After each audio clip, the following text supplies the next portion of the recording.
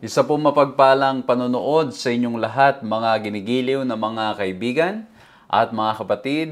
At muli po kami po ay nagagalak na makasama po kayo dito sa ating ginagawa pong programa sa pag-aaral ng salita ng ating Panginoong Diyos. We are looking at the book of Mark.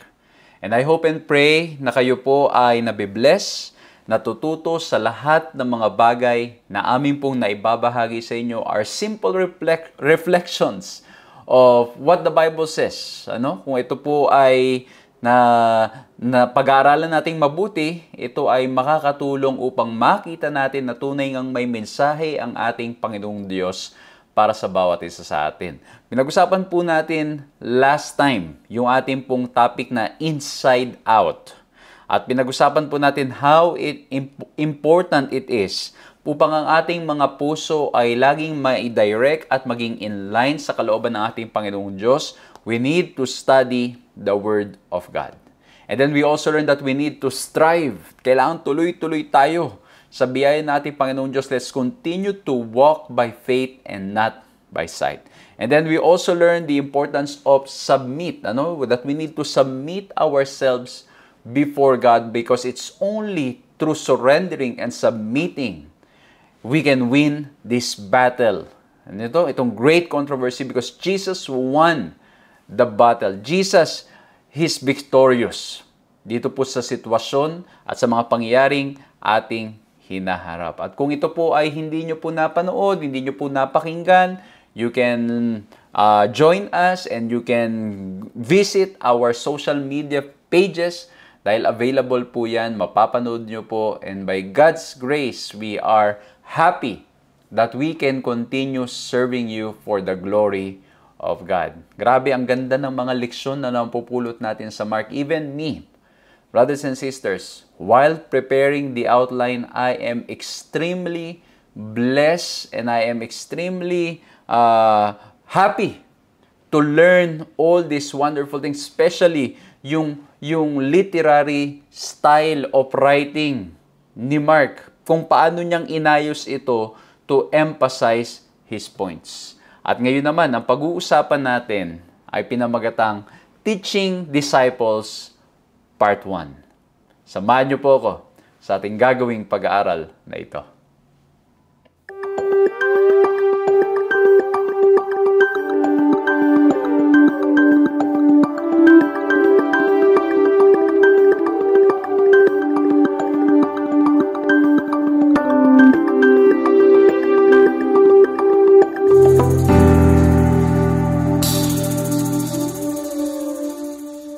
Ako po si Pastor John Alexis Mercado at patuloy po kayong sumusubaybay sa paglilingkod na pinagkakalob po sa inyo ng 3 Points Ministries na napapanood din naman sa Hope Channel Philippines. Purihin ang ating Panginoong Diyos sapagkat patuloy na nakapaglilingkod po tayo at gusto namin kunin ang pagkakataon na ito to say thank you.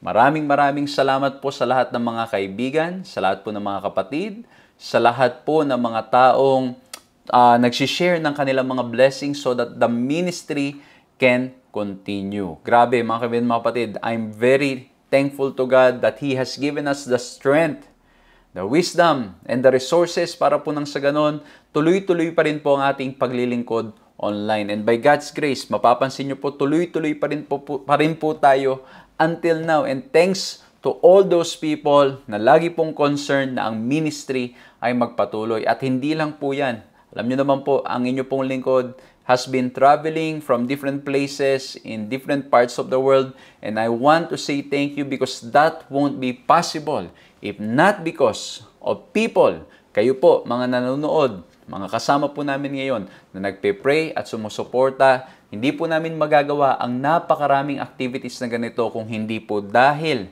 sa paggamit sa inyo o pagpapagamit ninyo sa ating gawain sa ating Panginoong Diyos. So muli po, maraming salamat po sa inyo. At kung ito po ang unang pagkakataon na nakakasama namin kayo, we want to invite you to like, to subscribe, to hit the notification bell upang nang sa ganun po ay ma-notify po kayo sa lahat ng mga pag-aaral na amin pong hinahatid at ginagawa. At hindi lang yun mga kaibigan, mga kapatid. Kung kayo naman ay lagi na namin kasama, please share. Ito pong ating programa, maging pagpapala po nawa ito sa inyo. At nawa po ay makatulong upang mas lalo po tayong lumago sa ating mga pananampalataya at sa ating relasyon sa ating mahal na Diyos. Napakarami po nating dapat pag-aralan, napakarami po nating dapat na mga paglilingkod na gawin, at napakarami nating matututunan if we will only study the Scripture very well and spend time with Him. So muli po mga kaibigan, mga kapatid, purihin ang ating Panginoong Diyos at sa pagpapatuloy nitong ating ginagawang pag-aaral, inihiling ko po na sama-sama po tayo na yumuko para sa isang panalangin. Ama po naming Diyos, dakil at makapangyarihan sa lahat. Maraming salamat po at narito na naman po kami na mag-aaral ng inyong mga salita. We are very excited to learn the precious truths, the relevant practical lessons na pwede po naming matutunan ngayon para nang sa ganon, ang mga bagay nito makatulong po sa aming mga pang-araw-araw na buhay. Lord, thank you because the Word, the Bible is available for us At dahil po dito, we have hope, meron kaming mapanghahawakan, meron po kaming masasandalan, meron po kaming mapagkukunan ng pag-asa, lalo na po sa panahon ngayon na maraming mga problema at mga pagsubok na dumarating sa aming buhay, sa aming kapaligiran. And so Lord, we ask that the teachings that we will be learning now will help us to grow in our faith and in our trust in you. Lord, thank you very much because we know that all wisdom comes from you. And so we ask for wisdom, Lord. You promise that if we lack wisdom, we just need to seek you and ask you. And now, Lord, we're asking for wisdom to help us understand the things that we will be learning. We also want to pray, dear God, for your presence to be in our midst as we study the Word of God. Salamat po, Panginoong Diyos. Dama po namin, nakasama namin kayo, magamat kami po ay magkakahiwalay. Salamat po, pwede kaming magkasama-sama through the online platforms. Maraming salamat po sa pangalan ng aming Panginoong Hesus. Amen. Amen. So muli po, isang mapagpalang panunood sa inyong lahat. Anong oras man na kayo po ay nadadatnan ng programang ito.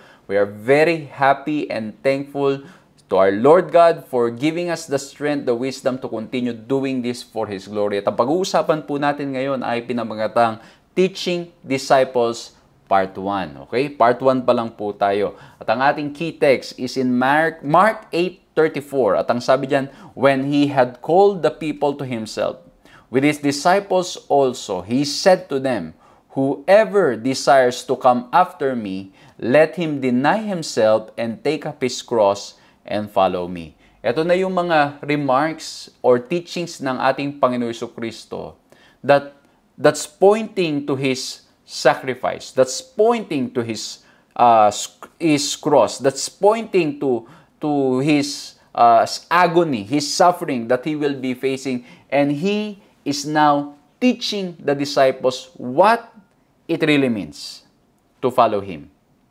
Mapapansin niyo po, yung mga unang chapters ng Mark, we consider that as the first section because ang nangyari po doon ay ini-introduce pa lamang ni Mark based on his writing kung sino ang ating Panginoon Jesucristo. There is the concept of Messianic secret. Kung hindi nyo po napakinggan o hindi nyo po napag-aralan yan, pwede nyo pong balikan sa mga previous videos na aming pong ginawa sa mga pag-aaral natin. So, there's this Messianic secret na ayaw ipaalam ng ating Panginoon Jesucristo who He is, but we cannot deny based on the writing, even though Jesus will give them the order to keep quiet, we cannot deny that because of who He is, because of His miracles, because of what He's doing, because of His love and compassion for people, patuloy pong lumalawak at patuloy na lumalago ang kaharian ng ating Panginoong Diyos. Patuloy siyang nakikilala. Ano po? Yan po yung nangyayari. Doon po sa Mark chapter 1 up to chapter 8. Okay? Yung identity ni Jesus Christ ay patuloy na lumalago at patuloy na nakikilala siya. Kaya naman mga kaibigan, mga kapatid, sa pag-uusapan po natin ngayon, I want to share with you just 3 points. Na nawa po maging madaling paraan para maalala, maging madaling paraan para ma-share ninyo sa mga kaibigan, mga kapatid sa palinyong paligid, sa mga tao sa paligid natin. Nawa po maging blessing po ang pag-aaral namin ibabahagi sa inyo. At nawa po tuwing pag-aaralan ng mga bagay na ito, itong kapitulo na ito, ay maalala po natin itong 3 points to summarize this wonderful study. And as usual, again, kung meron po kayong mapupulot na iba pang mga aral dito sa akin pong ibabahagi, then praise the Lord. It means that God is speaking to you. And then you can share those lessons dyan po sa comment box. Dahil ito po mga bagay na ito ay tunay na makikita naman natin sa pagbabasa natin sa ating banal na kasulatan na ang Diyos ay nagdanais na tayo mag-reflect at matuto sa mga bagay na gusto niyang iparating sa bawat isa sa atin. So, ang first point dito po sa Teaching Disciples Part 1, ang gusto po nating ipakita is that through the Scripture, through the book of Mark, Mark is showing the worth of Jesus Christ. His worth. Yung worth ng ating Panginoong Jesucristo. Ano ang identity? Ano ang halaga? Ano ang pagkatao ng ating Panginoon Jesucristo. And that's why I mentioned a while ago, during the first few chapters, from Mark chapter 1 up to Mark chapter 8, yung sa simula, makikita po natin na ini-establish ni Mark who Jesus really is. But dito po sa Mark chapter 8 and patuloy, mas lalo pang magiging malinaw because he will start asking his disciples who he is. Pero dito mga kaibigan, mga kapatid, alam niyo ang ganda. Kasi meron pong story sa Mark chapter 8 na yung healing of blind men, and also in Mark chapter 10, meron rin pong blind men na pinagaling ang ating Panginoon Jesucristo. At mapapansin po ninyo, doon po sa Mark chapter 8, there's a need for 2 times na touch ng ating Panginoon Jesucristo before the person can be healed. Well, gusto ko munang basahin ito, no? This section of the second gospel is marked off by the heading or healing of 2 different blind men. One at the middle of Mark 8, 1 to 38, and the other at the end of Mark 10, 152. This miracle, bookends ang tawag po, illustrate dramatically how discipleship includes spiritual insight regarding who Jesus is and where He is going. Ano po? Ang ganda kasi, kinokonek itong mga pangyayaring ito sa lalo na sa pagpapakilala ng ating Panginoong Jesucristo, so sa revelation of who He really is or what is His worth. And that's why in Mark 8, 1 to 38, there is this assumption, there is, seemingly nakatotohanan that the way Mark organized his writings, maging yung mga miracles, maging itong healing of blind men, is pointing to a spiritual insight that the disciples could not fully understand immediately.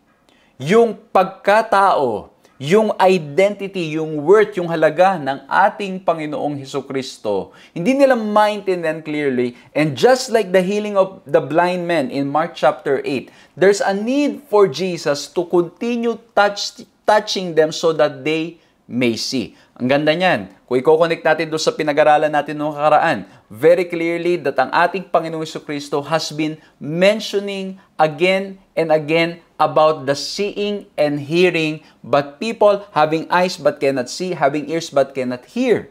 And then connected with the healing of this person. And then remember, he sighed. Kasi bakit po? He sighed because of this thinking and concept that there are people who will already experience miracles before their very eyes, and yet they won't believe. And so, the spiritual insight that we can get here, there's a need for the Lord to touch them and to continue to reach out to His disciples because, sadly, hindi po nila maunawaan. And I think, madalas ganito rin na nangyayari sa atin. We don't really understand His word. We don't really understand His being. We don't really understand the identity of our Lord and Savior, Jesus Christ. And that's why, when we continue reading Mark chapter 8, again, mga kaibigan mga batid, I'm providing you a summary. I cannot read everything here and I cannot even, explain all the situation that will take place. Kasi bakit po? Yung Mark chapter 8 pa lang, pwede na natin pag-usapan ng ilang oras. And then, but in here, we have to touch on Mark chapter 8 and Mark chapter 9. So dito po sa Mark 8, 27 to 30, because we're talking about His word, and now Jesus will ask. At ang sabi niya sa Mark 8, 27 to 30, and Jesus went on with His disciples to the villages of Caesarea Philippi, and on the way He asked His disciples, "What do people say that I am?" And they told Him, "John the Baptist, the other says Elijah, and others one of the prophets." And He asked them, "But who do you say that I am?" Peter answered Him, "You are Christ, you are the Messiah." And He strictly charged them to tell no one about Him. And again, mga kapatid, we've explained this before, the reason for the messianic secret, because the concept of Messiah before is that they think that that person will overthrow the kingdom of the Romans. Kaya po, Jesus will be in great danger and He won't be able to fulfill His mission kung ipagkakalat ng mga tao that He is the Messiah, because the Roman government might think that He's there to overthrow the kingdom of Romans. And remember mga kapatid, He's the kind of Messiah who's not just concerned about liberating us from our physical pain, from our social pain, from the things that we're experiencing in this world. He's here to break the bondage of sin so we can be fully free. Amen? Kasi posible mga kapatid, makalaya tayo sa pagkakasakop sa ibang bansa o pagkakasakop sa ibang tao, mga sa utang, sa mga sakit, makalaya tayo. But still, you see, as we live in this world, there will still be problems. But Jesus came to break the bondage of sin so we can be completely free and hopeful in Him. Okay? So, ayan ang tanong. At ang sagot ni Pedro, you are Christ. And so, we can see the transition from Jesus, just, the disciples not fully understanding, just really seeing all those miracles and believing that He is somebody, He's someone, but now it's becoming clear and Jesus is somehow also making it clear to them that He is the Christ. He is the Messiah. And that's why yung first point natin, we're talking about His Word. The question, brothers and sisters, who is Jesus sa ating mga buhay? Is He, alam mo yun, yung point natin, yung worth. What is His worth in our lives? That's why later on you will see, or you will read from the scripture that He is considered the pearl of great price. The hidden treasure that once it's found, you're willing to throw everything away, to sell everything just to get Him. The question is, in our own personal life, do we see Him as our Lord, as our Christ, as our Messiah? Do we see Him as somebody, or not just somebody, as our Savior who can liberate us so we can be completely free from all our worries, all our anxieties, all our problems in this life? Kaya po ang ganda. Jesus is making it clear to His disciples in this section of the book of Mark, what is His worth? What is His true identity? That He is the Christ. But sadly, ang mga missionaries, ang mga disciples could not understand what's really happening. Could not understand ano ba talaga ang complete na ibig sabihin nung concept that He is the Christ. When Jesus said that, I can imagine them, starting to believe that, oh yes, we follow the right person. That's why later on makikita nyo, they will be talking about who is the greatest. Okay? They might be thinking, yes, He is the Christ. At ito na, marami na tayong magiging kayamanan, marami na tayong magiging benepisyo because we followed Him. He will overthrow the kingdom of Romans. Marahil yan ang tumatakbo sa isip ng mga disciples when Peter said, you are the Christ, and when Jesus said, huwag nyo sabit kahit kanino yan. And so they were thinking about the earthly benefits. They did not fully understand what Jesus meant when He was already telling them that He is the Christ. Kaya po yung susunod natin, we talk about His worth, and I hope and pray that as we evaluate our lives, it is also clear what is His worth in our lives. I hope that we're willing to throw it all away. We're willing to surrender it all. We're willing to give it all because we acknowledge and we accept that He is our Messiah. He is the pearl of great price. He is the most important person. He should be the most important person in our lives. But it doesn't end there. When Jesus now is clearly stating to them, making it clear to them who He is, Jesus also was talking about, when He was teaching His disciples, He's talking about His war. Okay? We talk about His worth. Now, we will talk about His war. Ano yung kanyang haharaping battle? Ano yung haharapin niyang journey? Ano yung suffering na kanyang haharapin? He's talking about His war to His disciples. At ang sabi niya sa Mark 8:31, and He began to teach them that the Son of Man must suffer many things and be rejected by the elders and the chief priests and the scribes, and be killed, and after 3 days, rise again. At ito na, mga kaibigan, mga batid, hindi ito gustong mapakinggan ng mga disipulo because again, they're thinking of their earthly benefits. They are thinking of the Messiah that will overthrow the kingdom of Romans. They are thinking of the treasures that they will get. They are thinking of the positions that they will have. They are thinking of all the wonderful things that they will experience, earthly wonderful things that they will experience in following Jesus. And now, Jesus is talking about His death on the cross. He's talking about Him being rejected. He's talking about all the bad things that will happen to Him. And so the disciples cannot understand this.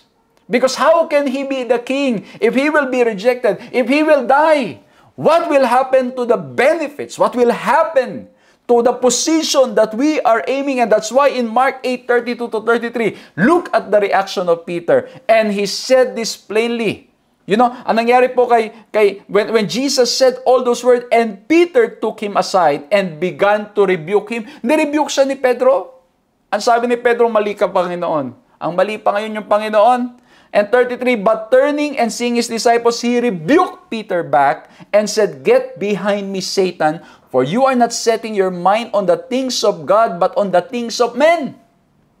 It was very clear from the statement of Christ. He was saying, get thee behind me, Satan, because the spirit that is in Peter, when he said those words, when he was rebuking Jesus, was the spirit of Satan. Because he doesn't want the Lord to go through those sufferings. Hindi kasi niya naiintindihan na ito ay kailangang harapin at danasin ng ating Panginoong Hesukristo so that He can be the Messiah that will liberate us, that will free us from the bondage of sin. Pero grabe ito, mga kaibigan, mga kapatid. Remember, as you look at the story, si Peter was just praised and appreciated for stating that Jesus is the Christ. But now, he rebuked Jesus. At now, nirebuke rin siya ng ating Panginoon Kristo para ba nangyari, mas magaling pa yung disciple dun sa teacher, lalo na sa ating Panginoon Kristo. And that's why Ellen White said, Peter's words were not such as would be a help and solace to Jesus in the great trial before Him. They were not in harmony with God's purpose of grace toward a lost world, nor with the lesson of self-sacrifice that Jesus had come to teach by His own example. Kasi nga po, mga kapatid, ang iniisip ni Pedro is more of the things of men, the things that he will gain. So losing Jesus will mean losing benefits, losing all those positions that he's aiming for. And so Jesus, not only He's teaching His disciples about His word and also His war that will happen. Nahaharap sa pagsubok ang ating Panginoong Hesukristo. Haharap sa maraming mga problema. He will go through suffering. Because, again, mga kapatid, He's here to liberate us. To free us from the bondage of sin. So number 1, we talk about His word. Number 2, we talk about His war. Yung battle na harapin niya. And that's why later on, makikita niyo po yung struggle ni Jesus Christ. When you go to Matthew, Luke, and John, you will see the struggle of Jesus Christ. That's why there was even a prayer recorded that says, Lord, not my will, but your will be done. Let this cup pass from me, but not my will, but your will be done. So number 1, His word. Number 2, His war. And number 3 is also the book of Mark is also teaching us His way. Jesus is also teaching His way or His teaching. Now that He mentioned that this is what's going to happen to Him, now He's teaching His way.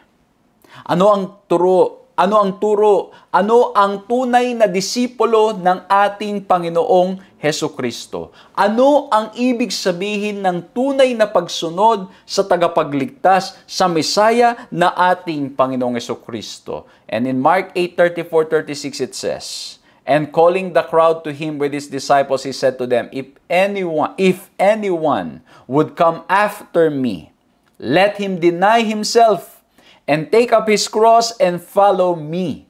For whoever would save his life will lose it, but whoever loses his life for my sake and the gospel's will save it. For what does it profit a man to gain the whole world and forfeit his soul?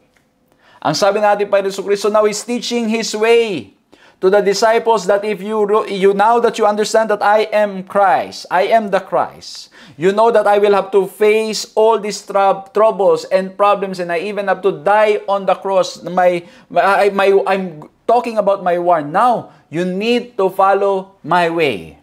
You need to follow my teaching. That as a disciple, as a believer of me, you need to surrender it all and deny yourself.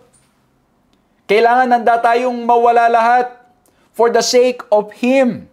And that's why, ang ganda nitong sinabi ni Jim Elliot.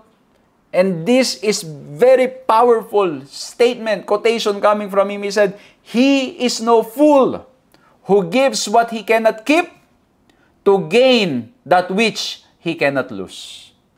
And in reality, mga kaibigan, mga kapatid, when we start, alam niyo yun, if we will simplify it, when you give the earthly materials you have, di ba yung happiness that you are experiencing, you cannot lose it.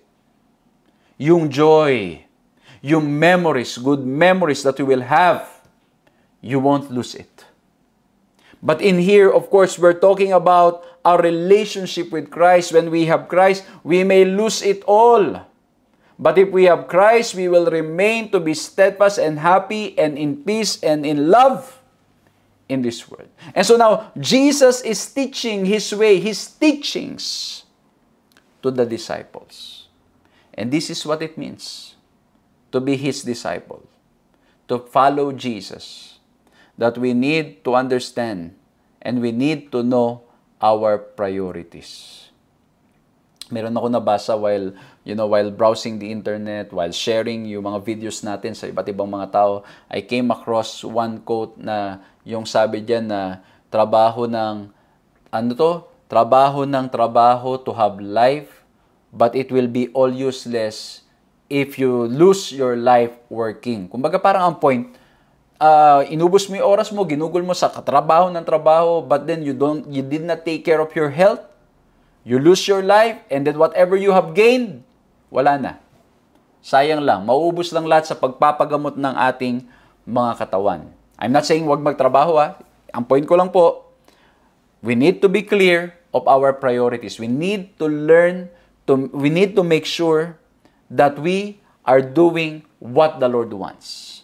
And He's telling His disciples, you cannot be my disciple if you're not willing to lose it all for my sake.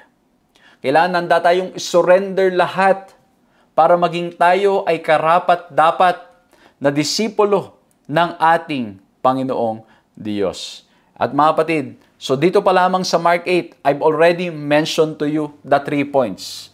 We talk about His word, His war, and His way. The question is, are we willing to follow His way, His teaching? At ito pong maganda. Pag pumunta kayo sa Mark chapter 9, tuloy-tuloy, makikita po natin dito that He will continue to emphasize these 3 points. Okay? I-emphasize niya yung word, emphasize yung war, and He will emphasize also His way or His teachings. Okay? Kaya po, minention ko na kagad yung 3 points dito pa lang sa Mark chapter 8 because it's the same. Because again, mga kapatid, we mentioned a while ago that Jesus is already making it clear to His disciples, or the author Mark, the way he arranged it. Now, Jesus in this section, he's showing that Jesus is already making it very clear to them, showing Him to these disciples who He released. That's why when we go to Mark 9, 1 to 13, this is the story of transfiguration, which for me, as I reflect, is emphasizing on His word. Kasi bakit po? Ang nangyari po sa Mark 9, 2 to 4, after 6 days, Jesus took with Him Peter, James, and John and led them up on a high mountain by themselves, and He was transfigured before them.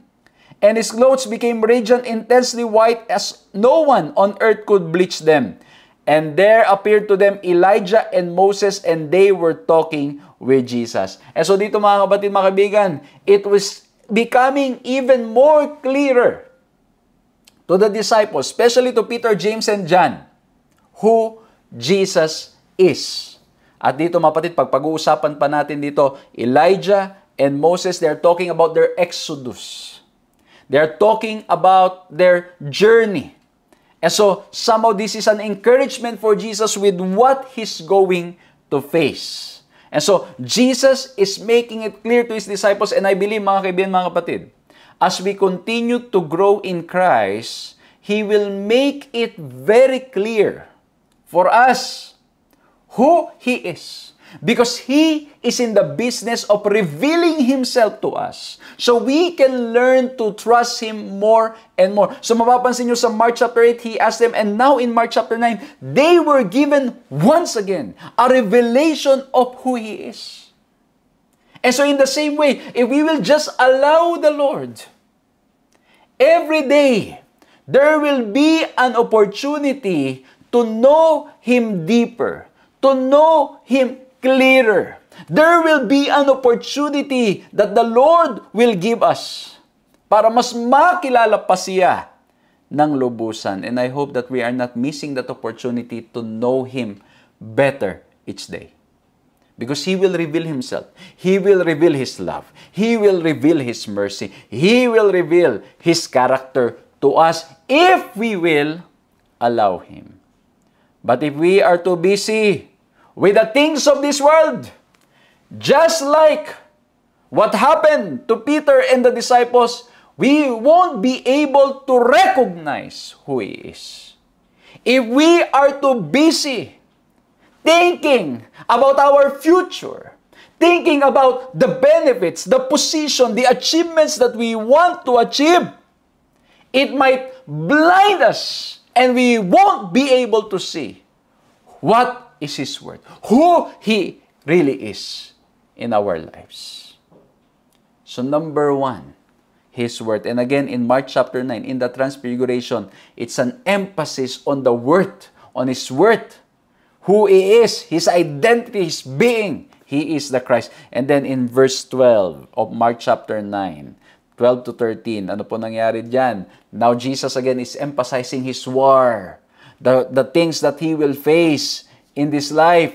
Ang sabi po dyan, and He said to them, Elijah does come first to restore all things, and how it is written, the Son of Man, that He should suffer many things and be treated with contempt. But I tell you that Elijah's come, and they did to him whatever they please, as it is written of Him. Ayan, in-emphasize na naman natin Panginoon Kristo, ito ang mangyayari. Ito ang magiging karanasan ng tagapagligtas na inyong sinusundan. At alam nyo mga kaibigan, mga kapatid, dito po ay ang mga disciples ay talagang, I think, they are too busy thinking of this world. Di nila maintindihan. Kaya may tanong po ako na magandang maging point of reflection natin. May mga bagay ba sa sanlibutan ito na nagiging dahilan para hindi natin maunawaan what kind of Christ, what kind of Savior He is? Baka po may mga bagay na gustong-gusto natin na humahad lang para makilala natin kung sino talaga siya. At pagkatapos po nung mountain experience, He went down and He was faced with a problem in Mark chapter 9, 14 to 29, because there's a boy na possessed ng unclean spirit and the disciples could not cast out. Hindi maipalis yung masamang espiritu. At ang nangyari po sa Mark 9, 21 to 24, to make it short, Jesus asked His Father, how long has this been happening to him? At ang sabi ng tatay, from childhood. And it has often cast him into fire and into water to destroy him. But if, with emphasis but if you can do anything, have compassion on us and help us. Ang sabi na naman, if you can do anything. And that's why for me, in Mark chapter 9, the healing of the boy with unclean spirit, again, is emphasizing. He's showing His worth. It is showing who He is. Kaya ang sabi na ating Panginoon Jesucristo sa verse 23, and Jesus said to him, if you can, all things are possible for one who believes. And immediately, the father of the child cried out and said, I believe, help my unbelief. Kumbaga, when Jesus said, if you can, it is as if Jesus is saying, what are you trying to say? You think that I cannot? But all things are possible for one who believes, because the man was doubting the power of Christ. The man might be doubting. Well, in reality, he's doubting because he said, help my unbelief. And so now, this story is once again emphasizing His worth. The worth of Jesus. His identity. His being. And so when the father said, help my unbelief, by God's grace, Jesus was able to heal the boy with unclean spirit. And then when we go now to verse 28, mga kaibigan, mga kapatid, now Jesus will again emphasize the way, His teachings. What does it mean to be a disciple? Tingnan nyo ang sabi dito sa verse 28 to 29, and when He had entered the house, His disciples asked Him privately, why could we not cast it out? And He said to them, this kind cannot be driven out by anything but prayer. And so now Jesus is emphasizing on His way. That in order for the disciples to make it happen, what should they do? They should pray. And in the example of Christ, He would always isolate Himself so He can pray and talk to the Father alone. And so mga kaibigan, mga batid, once again, Jesus is emphasizing what does it mean to be a disciple of Christ. To be a disciple of Christ, we need to follow His way and we need to be prayerful. Kailangan po tayong laging nananalangin sa ating mahal na Diyos. Kamusta po ang prayer life natin? Because if we really want to be His disciple, we need to pray. We need to come before the throne of grace. We need to come before the feet of Jesus. We need to humble ourselves before Him. We need to acknowledge that we cannot do it on our own. Alam nyo, ini-imagine ko to because they were able to cast out in the previous chapters, but now they are not able to cast this out. Could it be, mga kapatid, mga kaibigan, that they were starting it right? They were starting it right. That's why they were able to cast out demons before. And now, they could not cast out maybe because they started trusting themselves. Nagsimula silang magtiwala sa kanilang mga sarili. Nagsimula silang magtiwala sa kanilang mga sarili, and that's why it's hard and it's impossible for them to cast out the evil spirit. And so mga kaibigan, mga kapatid, we are being reminded to be the disciple of Jesus. We need to continue praying and submitting ourselves and continue to rely sa Kanya sa pamamagitan ng pagkonekta sa Kanya sa pamamagitan ng panalangin. And so now, let's move on to Mark 9:30 to 32. And again, this one will emphasize His war. I-emphasize na ating Panginoon Jesucristo ano yung Kanyang haharapin. Ang sabi niya sa verse 30, they went on from there and passed through Galilee, and He did not want anyone to know. For He was teaching His disciples, saying to them, the Son of Man is going to be delivered into the hands of men, and they will kill Him. And when He is killed, after 3 days He will rise. He's repeating it again. But look at verse 32. But they did not understand the saying and were afraid to ask Him. Ayaw na nilang magtanong at nahirapan na silang intindihin. Kasi bakit po? Yung expectations nila is different from what Jesus is trying to tell them. And I think that's also true with whatever it is that we are dealing with. if we are expecting something, kahit anong sabihin pa sa atin, at times we won't understand. It takes time bago natin maintindihan. But of course, if we have the open heart, we have the open mind to receive the instruction, we will be able to understand. But most of the time, when we are so absorbed with the expectations that we have, with the things that we want to achieve, we cannot understand. And that's why even if Jesus was repeating to them again and again His way on the cross, or His experience, His war, His struggle, His battle that He will be facing, that He will be facing death, that He will be crucified. He will be crucified and He will die. It was very hard for the disciples to understand. It was very hard for the disciples to comprehend. Why? Because they are expecting something different. Baka po tayo mga kapatid, Jesus is already revealing Himself. He's presenting to us what it means to be a disciple of Christ. But it's hard for us to comprehend because we have our own understanding. We insist on our biases instead of allowing God to talk to us, to illumine our mind, instead of allowing the Holy Spirit to lead us. And so once again, mga kapatid, Jesus is emphasizing His war.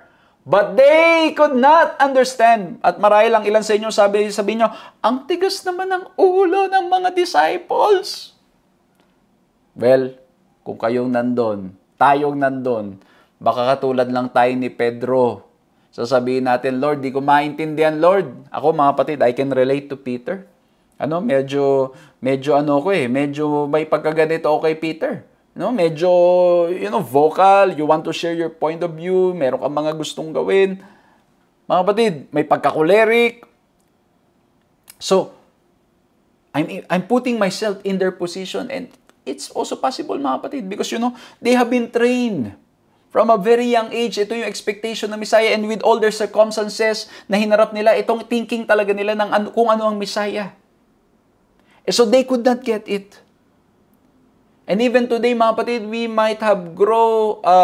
have grown with all this understanding and thinking or teaching, and it's very hard. It's not easy. But if we allow the Holy Spirit, if we are sincere in our desire to follow Jesus wherever He goes, He will illumine our minds, He will help us, and He will guide us. Amen? And then when we go to verse 37, once again, and up to the end, He will emphasize on discipleship, or He will emphasize on His way, the teaching, the way that the disciples should go. At ang sabi po sa Mark 9:37, kasi nangyari po dito, eto na, debate na sila siguro, thinking na, kasi nga thinking nila na Messiah, King So, who is the greatest? Who's going to be the greatest? And in some chapters or in some books of the Bible, they will even discuss who will sit on the right, on the left of Jesus. Who's the greatest? Sinong pinakamagaling? Sinong pinakamataas ang posisyon? Sinong second in command kay Jesus? Once He overthrows the kingdom of Romans. At merong bata doon, dinala ni Jesus Christ, at ang sabi niya, whoever receives one such child in my name receives me, and whoever receives me receives not me, but Him who sent me. And so in here, mga kapatid, when Jesus picked up the child, when they were talking about the greatest, Jesus is in reality actually teaching them that if you want to be great, you need to be humble. If you want to be great, you need to be the servant of all. Kung ang gusto mo greatness, hindi mo makukuha yan sa posisyon. Hindi mo makukuha yan sa mga kung anong meron ka. You will get that by the grace of God through humility when we humble ourselves and when we serve people. This is completely different to the concept of greatness in this world, because greatness in this world is having all the material blessings, having all the material powers, or having all the powers of this world, having positions. So you can get what you want. But Jesus is telling them, if you want to be great in my kingdom, you need to be humble. You need to be the servant of all. And mga kapatid, this is very challenging. Because you see, at times, when we reach a certain point of our career, reach a certain point of achievement sa ating mga buhay, we tend to be boastful. We tend to be proud. And that's why Jesus is saying, yes, in this world, you will be considered the greatest. But in my kingdom, if you want to be great, you need to be humble. You need to be humble. And so mga kapatid, by the grace of God, this is only possible when we submit ourselves to the Lord. And not only that, when we use let's use all our resources in serving the people around us. And so dito mga kapatid, Jesus is emphasizing on His way, the way of discipleship, humility, and servanthood. And then in verse 41, ito ang sabi niya, for truly I say to you, whoever gives you a cup of water to drink because you belong to Christ will by no means lose his reward. Kasi ito, nagtatalo sila. Paano yung mga hindi naman nasa grupo natin?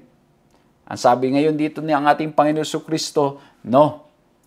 Tumulong kayo, Christian service. That's why helping those in Christian service, even in small ways, does not go unnoticed in heaven. So in discipleship, sinasabi natin Panginoon Jesucristo, even the small acts, it's important.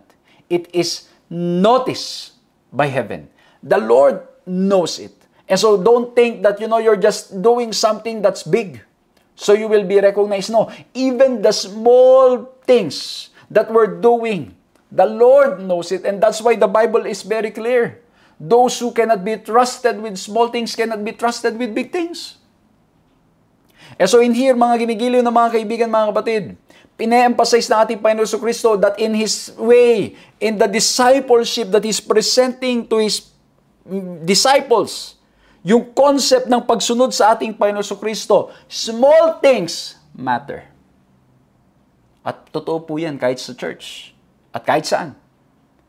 Yung mga small details, kung walang gagawa, it will not reach a certain point of success.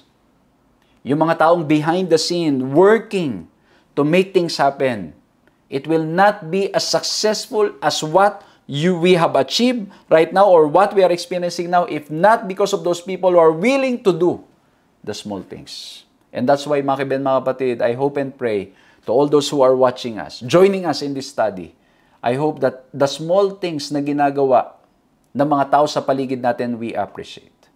And not only that, if God is asking us even to do, yung mga iniisip nating maliit lang sa ating pananaw, gawin po natin. Kasi minsan may mga concept na, gawin ko pa kaya ito, baka wala namang makontribute. Piso lang yung akin, yung iba naman nagbibigay thousands and millions. Piso lang yung sa akin, no, mga kapatid. The Lord notices. He notices. He knows even those small acts. So in the discipleship, small things matter. Mahalaga, mga kapatid. Hindi natin dapat binabaliwala yung maliliit na bagay. And then, when we go to Mark 9:45 to 49, again, Jesus is teaching them again about discipleship. And He said, if your eye causes you to sin, tear it out. It is better for you to enter the kingdom of God with one eye than with two eyes to be thrown into hell, where the worm does not die and the fire is not quenched, for everyone will be salted with fire. Ito, mga kapatid, it is misunderstood by many, but in reality, Jesus is using hyperbole here. Kasi bakit, mga kapatid? Ang mangyayari ba yung isang mata mapupunta sa impyerno, yung isang mata maliligtas? Ano yun? Separate? Putol-putol? No. This is a hyperbole. Ang ine-emphasize ng ating Panginoon Jesucristo dito, huwag tayong magkasala. Huwag tayong magkasala because sin is so serious, it will destroy us. And that's why even yung concept, yung fire is not quenched, even that, mga kapatid, is an hyperbole. Okay? Well, in reality mga kapatid, pag pag-aaralan natin mabuti ito yung sinasabing eternal fire sa banal na kasulatan, unquenchable fire. But in reality mga kapatid, when we study it carefully, I don't have much time to discuss it, but it only means that its impact, its effect is eternal. Kasi bakit? Completely masusunog at mawawala yung mapupunta doon. Yun sa fire na ito. Because it will cleanse sin. Okay? At hindi lang yun, mga kaibigan, mga kapatid. Mababasa ninyo sa banal na kasulatan for many instances na sasabihin doon, eternal fire, pero nung naubos, tapos na. Because why? The impact is eternal. The effect is eternal. Okay? So, that's why in this concept, in Mark 9:45 to 49, it's an hyperbole na pinapresent ng ating Panginoon Jesucristo, and it means that sin should be taken so seriously that it would be better to lose a hand, foot, or eye than to sin. So, ibig sabihin lang ng ating Panginoon Jesucristo, sa pagiging disipulo, we need to hate sin. Kailangan nating kamuhian ang kasalanan at mahalin ng lubusan ng ating Panginoong Jesucristo. I don't have much, mga kapatid, to discuss about this Mark 9:45 to 49, but I hope that you were able to get the practical lessons. We talk about His worth, making it clear that He's the Messiah through His transfiguration, through the casting of demons, and through asking the disciples and Peter emphasizing that He is the Christ. And then we talk about His war, His suffering, His battle, His struggle, His way on the cross. We talk about what's going to happen, and sadly the disciples could not understand because of their different expectation. And we talk about His way, discipleship, in which Jesus emphasized the importance of prayer, humility, service, hating sin, and servanthood, and small things matter. Nawa po, na-bless kayo dito po sa ating pinag-aralan, at nawa po patuloy tayo na makilala ang ating Panginoon Jesucristo at patuloy sundan ang daan na Kanya pong nais na ating puntahan at dahanan, the way of discipleship. Nawa po na-bless kayo. Let's bow our heads and let's pray. Maraming salamat po, Panginoong Diyos, sa aming pong napag-aralan ngayon. Nawa po mga bagay na ito ay patuloy na maging maliwanag sa aming mga puso't isipan. Tulungan niyo po kami, mahal na Diyos, na mas lalo pa po kayong makilala. Kung paano pong kayo ay ginagawa niyo pong klaro sa mga disciples, kung sino kayo, Lord, help us na magkaroon rin po kami ng clear encounter that will help us to know who you really are.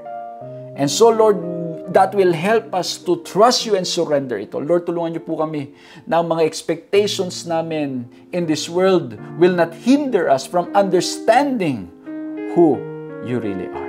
Lord, salamat po, natutunan namin. You died on the cross. You went through all this agony because of your great love for us. Salamat rin po, Panginoon, for teaching us the right way, the way of discipleship, that we need to spend time in prayer. We need to be humble. We need to be the servant of all. We need to continue to give importance even to the small things. And Lord, help us to hate sin and love you more than anything else. Lord, patawarin niyo po kami sa aming mga nagawang pagkakasala at pagkakamali.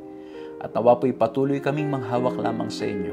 Tulungan niyo po kami mas lalo pang lumago, lalo pa pong manampalataya sa inyo, at tulad po ng panalangin ng Ama na aming pong pinag-aralan, isa sa mga fathers na pinag-aralan po namin, Lord, if we are doubting, help our unbelief.